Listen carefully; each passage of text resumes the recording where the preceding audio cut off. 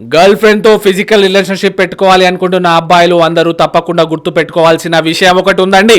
Reel చాలా important కాబట్టి ఇప్పుడే సేవ్ చేసుకుంటే మంచిది. ఒకవేళ మీరు మీ గర్ల్ ఫ్రెండ్ తో ఫిజికల్ రిలేషన్షిప్ పెట్టుకోబోతున్నారు అండ్ మీరు తనకి పెళ్లి చేసుకుంటాను అని మాట ఇవ్వలేదు, అబ్బాయిలు జాగ్రత్త.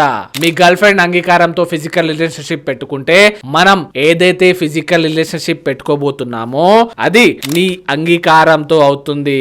అండ్ నేను నిన్ను పెళ్లి చేసుకుంటాను అని ఎప్పుడు కూడా మాట ఇవ్వలేదు అని ఆ అమ్మాయితో ఖచ్చితంగా కాల్లో అయినా, వాట్సాప్ లో అయినా, మెసేజెస్ లో అయినా, ఈమెయిల్ లో అయినా పంపించేటట్టు చూసుకోండి. ఇది క్లియర్ గా పెట్టుకోండి.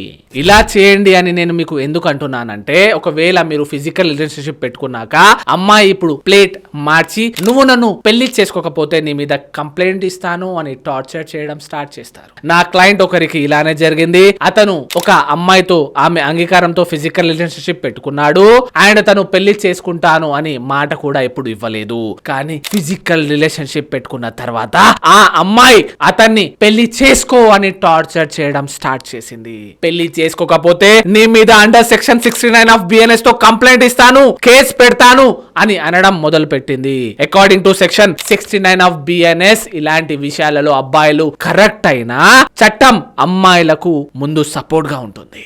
కాబట్టి అబ్బాయి ఫస్ట్ అరెస్ట్ అవుతాడు. అరెస్ట్ తర్వాతనే ఈ కేసులో నిజమేంటి అబద్ధమేంటో ఇన్వెస్టిగేట్ చేస్తుంది. అప్పటిదాకా జైల్లోనే ఉండాల్సి వస్తుంది. ఇక్కడ ఈ విషయంలో అమ్మాయి డబ్బులు డిమాండ్ చేసింది. అబ్బాయి తన బైక్, మొబైల్, గోల్డ్ చైన్ ఇంకా వేరే ప్రాపర్టీ ఏదో అమ్మేసట అమ్మాయికి డబ్బులు ఇచ్చి కేసు పెట్టకుండా మేనేజ్ చేసుకున్నాడు, వదిలించుకున్నాడు. కాబట్టి అబ్బాయిలందరూ కూడా ఈ విషయంలో జాగ్రత్తగా ఉండండి.